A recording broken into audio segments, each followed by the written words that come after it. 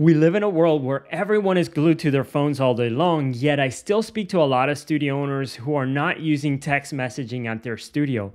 Maybe they don't know which tools to use, maybe they think it's going to bother people if they reach out to them through text messaging, or maybe they just don't think that it's that important. In this video, I'm going to share with you why I think every dance studio owner should be using text messaging as their main form of communication, especially when it comes to marketing their dance studio. By the way, my name is Hervin. We own a company called Get More Students. And this company, we help dance studio owners with increasing enrollment, saving time, reducing workload. We do that through the use of automation and marketing. And so if you're a dance studio owner looking to grow your dance studio, subscribe to the YouTube channel. This is where I share with you the latest tips, insights, tricks, anything that I am learning from the studio owners that we're currently helping. I bring that out here for you. And so I want to share with you here on my screen and share with you why I think text messaging is so important for you to use as a dance studio owner. Okay, so I've did a little bit of research here, and I've pulled up here some articles. Now, there are three main ways that you can communicate with your students or with leads, people who might be interested in joining your dance studio. So those ways are number one, through email, number two, through phone calls, number three, through text messaging. Okay, so I'm gonna cover each one of these so that you can see why text messaging is what you need to be using. And so let's dive right into this. So there's a MailChimp study. MailChimp is a big emailing company. That's their main role. And what they did on this article is that they measure the average open rate. And you can see here at the bottom, somewhere over here, it says, and I pulled this up. You can look at this article yourself, but I pulled it up. I don't want to waste time researching. The average email open rate for all industries that they analyzed, it was 21.33%. What does this mean for you as a studio owner? Okay, so let's say you are marketing your dance studio and you want to attract new people. And so you have 100 people who are interested in potentially joining your dance studio. Okay, so these hundreds of people are represented right here, right? So these are 100 people. If your emails have an average open rate of 21.33%, let's call it 22, because there isn't 33% of a person. Let's call it 22%. That means that you are only, out of 100 people, you're only gonna reach out to 22 people, okay? With a 22% open rate out of 100, super simple, 22 people, right? That means that you're gonna be missing out on these rest of the people who might be interested in joining your studio. You're not gonna be able to speak to them because they are not gonna even open your emails. Okay, so that right there is something huge, right? So if you have 100 people and you can only talk to 22 of those people, you're gonna end up losing a lot of people. On the other hand, if you do phone calls as a way to reach out to the people who might be interested in joining your studio, the data shows that 60 to 87% of phone calls go to voicemail. I couldn't find, I found different, and you can look at this yourself. So sorry, I pulled it up here. Percentage of calls that go to voicemail. It says 80% of sales calls go to voicemail. It says what percentage of calls are ignored. It says 87%. I found here reports say that 60% of phone calls go to voicemail. So anywhere between 60 to 87% is what I have found. And so what that means, and I chose here 60 as the low end, but it could be as high up as 87%, in which case it means that like emailing is even you'll get a hold of people through email faster than you would through phone calls. But in any case, let's just say 60%. That means that you will only be able to reach 40 out of the people who are interested out of the 100 people who are interested in joining your studio if you're following up through phone calls. And so, again, I don't know about you, but if I have 100 people that are interested in joining my studio, I don't just want to talk to 40 of them. I want to talk to all 100 of them, right? And so the difference right here is what you'll see. And I messed up here these numbers. The average open rate for text messaging, and you can see it here, I have it up. Average open rate for SMS is 98%. So 98% is what the average open rate for text messaging is. What that means is that if you have 100 people that are interested in joining your studio, then you're gonna have only 2 of them not see your messaging. The rest of them are gonna at least see it. That doesn't mean that they're gonna join. It just simply means that they're gonna see your message. As opposed to if you call people, you're only gonna get to speak to 40 of them. If you email them, you're only gonna get to, only 22 of them are gonna get to see your messaging. Whereas with texting, pretty much all of them, 98% of them are gonna see your text message.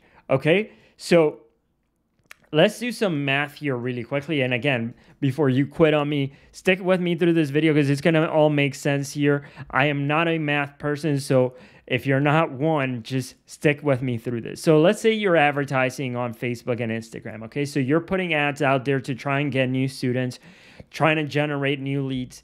And every lead that you generate, meaning every person who raises their hand, says, I am interested in coming into your studio, gives you their contact information, their name, phone number, and email, it costs you $12 to acquire a new lead.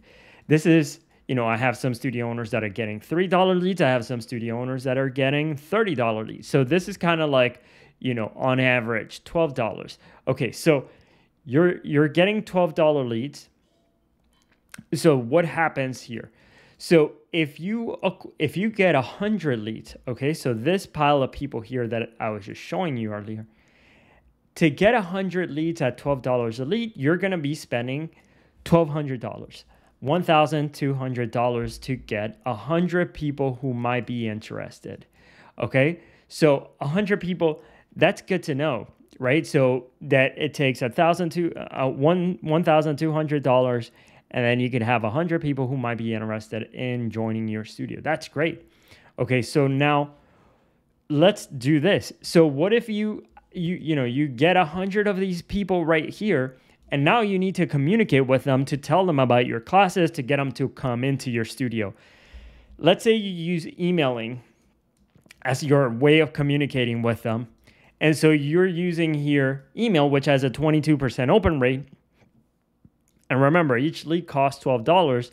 And so with 22% open rate, meaning 78 of those people are not going to see your text messages, or I'm sorry, your email messages, that means that you're going to end up wasting, out of the $1,200 that you spend to get these 100 people, 936 of those dollars are going to go to the toilet. Okay, so you're going to lose that money. These people are not going to even see your communications because they're not going to open up your email. Okay, so that should be eye-opening, because when I saw this, I'm like, oh man, this is like, that's not good. If you're spending all this money to attract new inquiries, new people who might be interested in joining your studio, and only 22 out of the 100 are seeing it, it means that all the money that I spend, out of the 1,200 that I spend, 936 of that money is going to go to the toilet. That's not good. Okay, so same thing with phone calls. Let's just say 60% go to voicemail. Okay, so that means 40% of the people are going to be picking up the phone. That means 40 people out of the 100 are going to actually pick up the phone and talk to you. That means that the rest of them are not going to pick up the phone. So that's 60 people, and 60 people times 12 is $720. Okay, so $720 out of the $1,200 that you're spending to attract 100 people who might be interested in joining your studio are just going to go to the toilet. Okay, so again, I don't want to burn $720.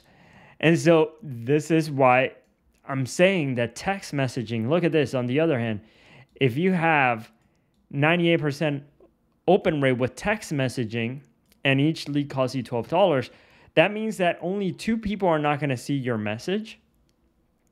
that means that you're only going to lose $24 out of the 1,200.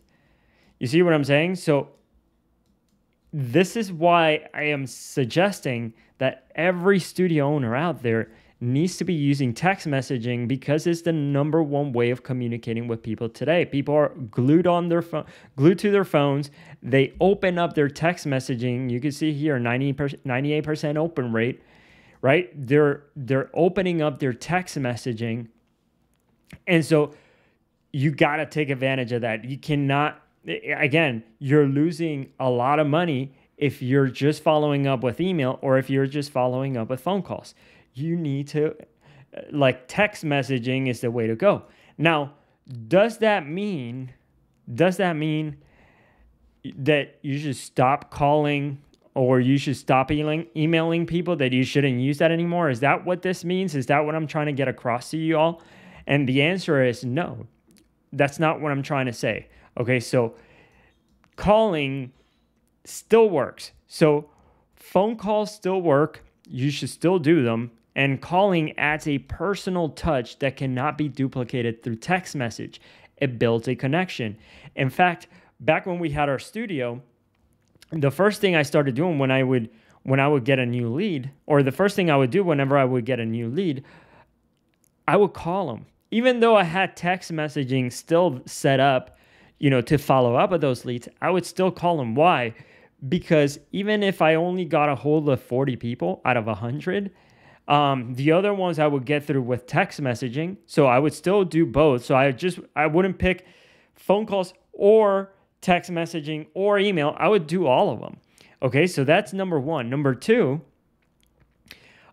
phone calls work. When you talk to somebody and you ask them, hey, why are you interested? What made you call? What are you looking for? How come you're interested in dance lessons? Are you looking for private lessons, for group lessons? What are you looking for? If you run a dance studio for children, what is your kid like? What classes are they interested in? How come they want to learn to dance? And all of these things, right? So it builds that personal connection with them.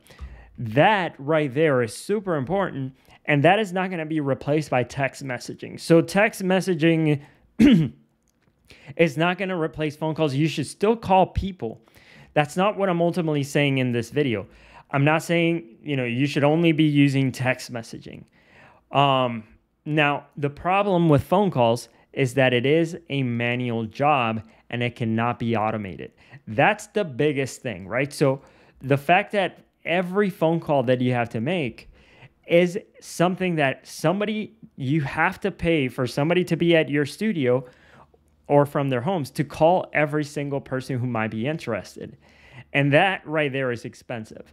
And on top of that, it could happen. There's human error. On top of that, you have to train people on how to call on the phone. What do they say? You got to make sure that they're not saying the wrong things.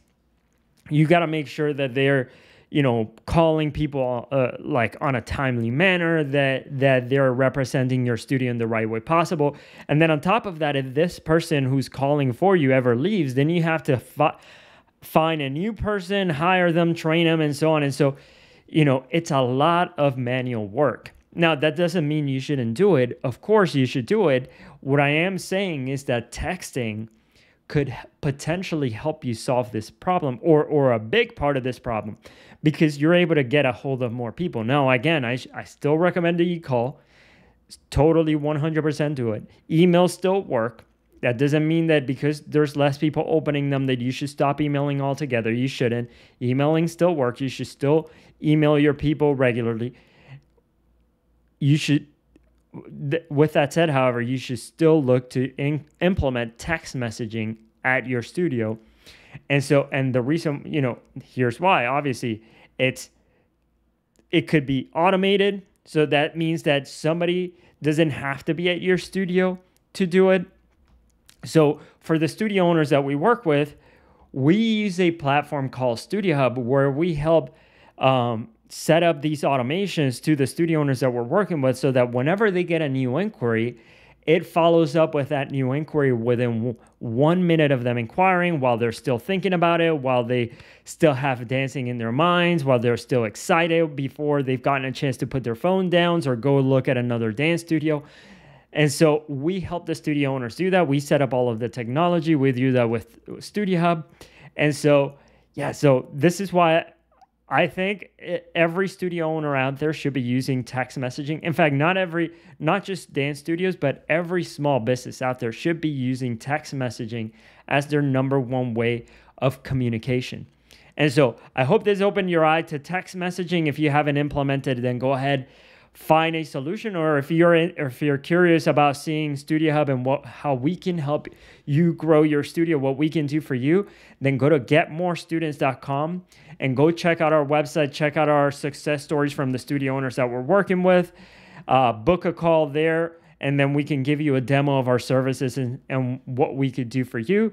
And so, yeah, if you're interested, go check it out. Again, getmorestudents.com. If you've enjoyed this video, subscribe to the YouTube channel. Check out other videos here in this YouTube channel.